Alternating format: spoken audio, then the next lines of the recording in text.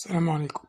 من وجهة نظري الشخصية إن البني آدم أو الطفل لما بينزل من بطن أمه بيبقى عامل زي الورقة الفاضية. الأب أو الأم بيكتبوا فيها أسس وقواعد اللي يشوفوها أو اللي عايزين يشوفوها في الولد أو البنت مع الاختلاف يعني. بس إزاي؟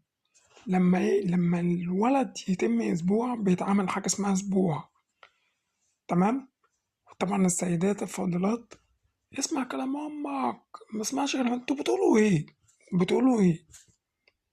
احنا عايزين اسس وقواعد. انا علموك كده، اسمع كلام امك وما اسمعش كلام ابوك. الولد لسه جاي حتة لحمة حمرا تقوم انتوا عاملين كده؟ ده ازاي ده؟ ما ينفعش، انا شايف انه ما ينفعش. صح؟